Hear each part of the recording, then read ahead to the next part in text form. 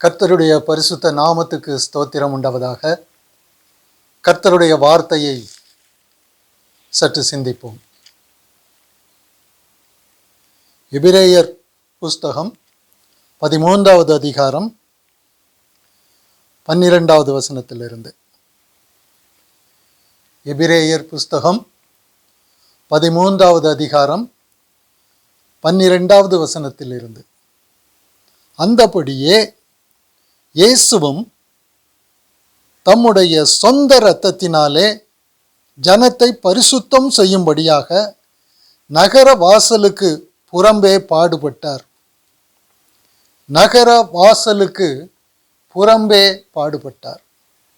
ஆகையால் நாம் அவருடைய நிந்தையை சுமந்து பாளையத்துக்கு புறம்பே அவரிடத்திற்கு புறப்பட்டு போக கடவோம். நிலையான நகரம் நமக்கு இங்கே இல்லை, வரப்போகிறதையே நாடி தேடுகிறோம். இயேசு கிறிஸ்து நம்மை பரிசுத்தம் செய்கிறதற்கு நகர வாசலுக்கு புறம்பே பாடுபட்டார். ஆகையால் நாம் அவருடைய நிந்தையை சுமந்து பாளையத்துக்கு புறம்பே அவரிடத்திற்கு புறப்பட்டு போக கடவோம். நிலையான நகரம் நமக்கு இங்கே இல்லை, வரப்போகிறதையே நாடி தேடுகிறோம். இயேசு கிறிஸ்து வாசலுக்கு, நகர வாசலுக்கு, பட்டணத்துக்கு புறம்பே பாடுபட்டார். அவர் ஏன் பட்டணத்துக்குள்ள வரல? அவர் ஏன் பாளையத்துக்குள்ள வராம இருந்தாரு? பாளையத்திற்குள் இருக்கிற ஜனங்கள் ஏன் நகர வாசலுக்கு புறம்பே அவரிடத்துல போகிறதில்லை? உலகத்தில் உள்ள ஜனங்கள் எப்படி இருப்பாங்க அப்படின்னா, இந்த உலகத்தில் ஒரு நல்ல மேன்மையான ஒரு வாழ்க்கை வாழணும், சுகபத்திரமான ஒரு வாழ்க்கை வேணும், வாழ்க்கையில் எந்த உபத்திரவமும் வரக்கூடாது, பிரச்சனைகள், போராட்டங்கள், பாடுகள் எதுவும் எனக்கு வரக்கூடாது.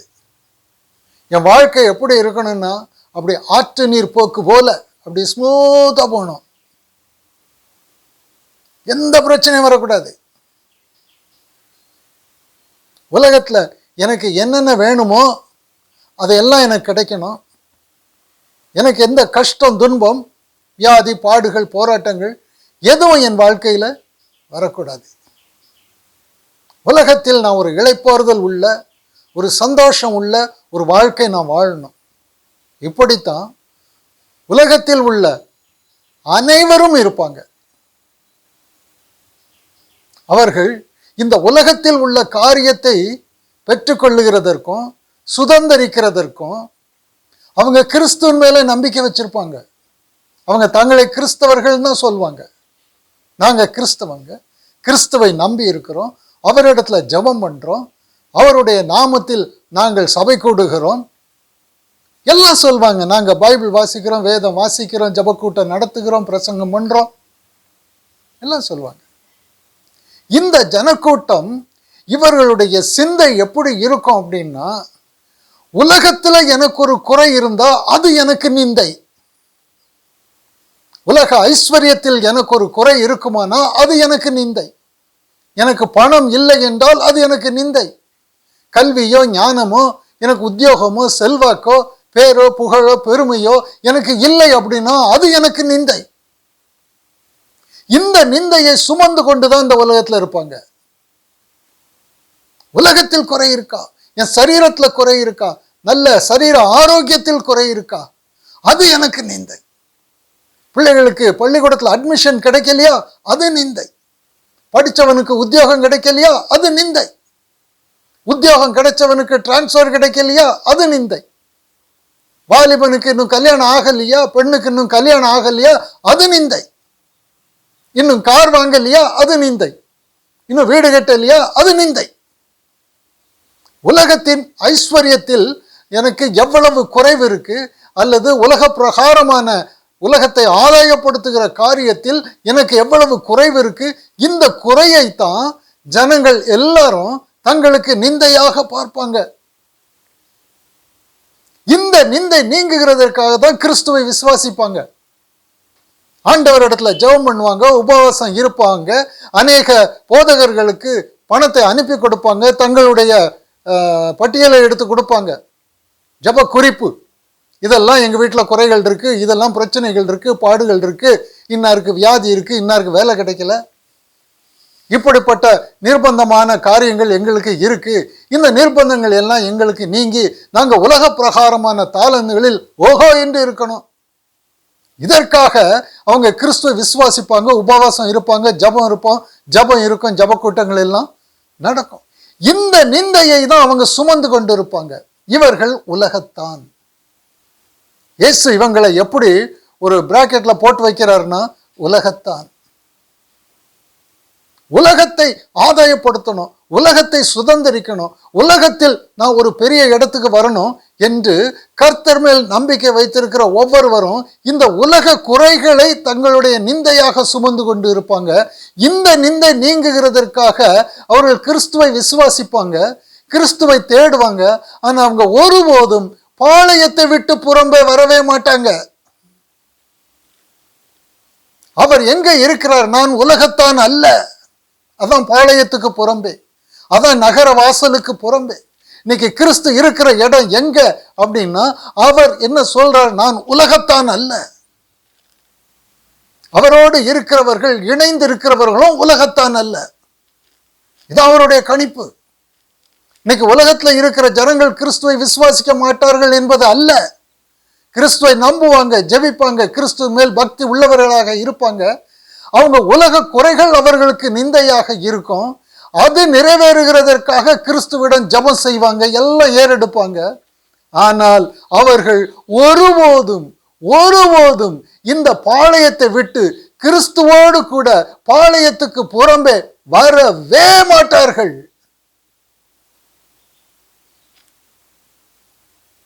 இதை கண்டுபிடிக்கணும் வாழ்க்கையில. கிறிஸ்துவோடு இருக்கிறவர்கள் எப்படி இருப்பாங்கன்னா, அந்த வசனம் 13 சொல்லப்பட்டதை போல, ஆகையால் நாம் அவருடைய நிந்தையை சுமந்து பாளையத்துக்கு புறம்பே அவரிடத்திற்கு புறப்பட்டு போக கடவோம். அவருடைய நிந்தையை சுமப்போம். இப்போ எந்த நிந்தையை சுமந்துகிட்டு இருக்கிறோம்? உலகத்துல எனக்கு பிரச்சனை இருக்கு, போராட்டம் இருக்கு, பாடுகள் இருக்கு, அவமானம் இருக்கு, இது இல்லை அது இல்லை, உலக தாளந்துகளின் குறைவு என்கிற நிந்தையை சுமந்து கொண்டு இருக்கிறவர்கள் உலகத்தார்கள். அவருடைய நிந்தை, கிறிஸ்துவின் நிந்தை என்ன அப்படின்னா, இந்த உலகத்துல இவ்வளவு பிரச்சனைகள் இருக்கு, இவ்வளவு பாடுகள் இருக்கு, இந்த மாம்ச சரீரத்துல மாம்ச எண்ணங்கள், சிந்தனைகள், பாவ உணர்வுகள், இவ்வளவு பயம், இவ்வளவு திகில் இருக்கு, உலகம் தரக்கூடிய ஏமாற்ற அவமானம் எவ்வளவோ இருக்கு. இவை எதுவும் என்னை சேதப்படுத்தக்கூடாது. இந்த உபத்திரவங்கள், பாடுகள், போராட்டங்கள், இந்த நிர்பந்தங்கள் எல்லாவற்றையும் எனக்கு ஜெயிக்கிறதற்கு பலன் இல்லையே, அந்த பலன் எனக்கு வேண்டுமே என்று எனக்கு தேவ பலனில் எவ்வளவு குறைவாக இருக்கிறேன்.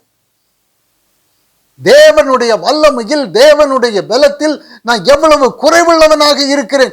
இந்த ஒரு குறைவை மட்டும் தன்னுடைய நிந்தையாக பார்க்கிறவர்கள், சுமக்கிறவர்கள் பாளையத்தை விட்டு உடனே புறப்பட்டு அவரிடத்துல போவாங்க.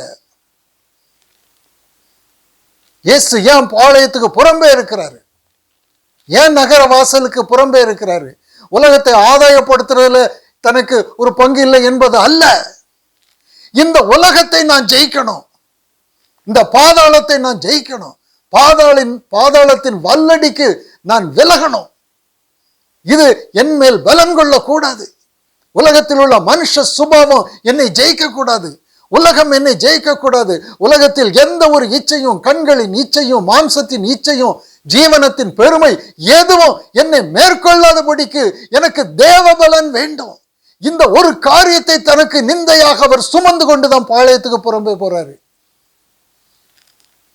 இன்னைக்கு பாளையத்துக்கு புறம்பே போகிறவர்கள் யார் அப்படின்னா, உலகத்தை சுதந்திரிக்கிறவர்கள் அல்ல, உலகத்தில் குறைவுள்ளதை தனக்கு நிந்தையாக பார்க்கிறவர்களும் அல்ல. உலகம் தரக்கூடிய வஞ்சனை, உலகத்தில் இருக்கக்கூடிய மறைந்திருக்கக்கூடிய மரணம், பாவம், அழிவு, பாதாளம், இவைகள் ஒன்று என்னை மேற்கொள்ள முடியாதபடிக்கு எனக்கு தேவ பலன் வேண்டும், அந்த பலன் எனக்கு இல்லையே என்கிற நிந்தையை சுமந்து கொண்டிருக்கிறவர்கள் மட்டும்தான் பாளையத்தை விட்டு அவரிடத்துல புறப்பட்டு போவாங்க. சொல்றாங்கல்ல, எங்களுக்கு நிலையான நகரம் இங்கே இல்லை, என் தலைக்கு மேல கத்தி தொங்கிட்டு இருக்கு, இந்த சரீரத்துக்கு ஒரு கேரண்டி கிடையாது, இந்த சரீரத்தின் சுகத்துக்கு ஒரு கேரண்டி கிடையாது, ஒரு விபத்து ஆபத்து எந்த நேரத்தில் வேணாலும் நடக்கும், இந்த ஜீவனுக்கு ஒரு கேரண்டி கிடையாது, இந்த வானம் பூமிக்கு ஒரு கேரண்டி கிடையாது, தேவன் அதுக்கு கேரண்டி கொடுக்கவே இல்லை, வானமும் பூமியும் ஒழிந்து போகும்னு சொல்லி இருக்கிறாரு. ஒழிந்து போறதுக்குள்ள அழிந்து போறதுக்குள்ள போய் நான் ஒரு காரியத்தை தேடுகிறது எனக்கு நிந்தையா இருக்கா? அதில் குறைவா இருக்கிறது எனக்கு நிந்தையா இருக்கா? இது ஒழிந்து போகும், எந்த நேரத்திலும் கைவிடும் என்ன. இதற்குள்ளே மரணம் மறைந்திருக்கு, பாவம் மறைந்திருக்கு, பாதாளம் மறைந்திருக்கு, அழிவு மறைந்திருக்கு, மனுஷனுடைய எல்லா விதமான இச்சையும் பயமும் எல்லாம் இதற்குள்ளே ஒளிந்திருக்கிறது. இதை ஜெயிக்கிறதற்கு எனக்கு பலன் இல்லை.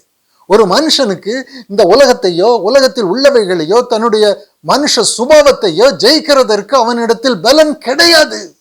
அவன் பலவீனன். பாவத்தை ஜெயிக்க முடியாது, உலகத்தை ஜெயிக்க முடியாது, பிசாசை ஜெயிக்க முடியாது, மாம்ச சிந்தையை ஜெயிக்க முடியாது. இது என்னுடைய நிந்தை என்று காண்கிறவன் மட்டும் இவைகளை நான் ஜெயிக்கணும் என்கிற வாஞ்சை உள்ளவன் மட்டும் தன்னுடைய பலவீனத்தை நிந்தையாக பார்ப்பான். உலகத்தில் எனக்கு அது இல்லையே இது இல்லையே என்பதை நிந்தையாக பார்க்க மாட்டான். உலகத்தை ஜெயிக்கிறதற்கு என்னிடத்தில் தேவபலன் இல்லையே என்கிற ஒரு நிந்தையை மட்டும் அவன் பார்ப்பான். பார்த்து கொண்டு அவன் இந்த பாளையத்தை விட்டு நகர வாசலை விட்டு ஆண்டவரிடத்திற்கு போவான். ஏன் அப்படின்னா, அவர் இந்த நிந்தையை சுமந்து கொண்டு போனார். உலகத்தை நான் ஜெயிக்கணும், மனுஷ சிந்தையை நான் ஜெயிக்கணும், பாவத்தை நான் ஜெயிக்கணும், மனுஷனுடைய சுபாவத்தை ஜெயிக்கணும் என்கிற தாகம் பசியினால் அவர் பாளையத்துக்கு புறம்பே போனார். தேவனுடைய வல்லமையை பரிபூரணத்தை பெற்றுக்கொள்ளுகிறதற்காக அவர் போறார். இன்னைக்கு உலகத்தில் இருக்கிற ஜனங்கள் உலகத்தை ஆதாயப்படுத்த வேண்டும் என்று கிறிஸ்துவை வாஞ்சிக்கின்ற விசுவாசிக்கின்ற ஜனங்கள் அனைவருடைய நிலைமையும் அப்படித்தான் இருக்கும். இவர்கள் கிறிஸ்துவை நம்புவார்கள், ஆனால் கிறிஸ்துவோடு ஐக்கியப்பட மாட்டார்கள்.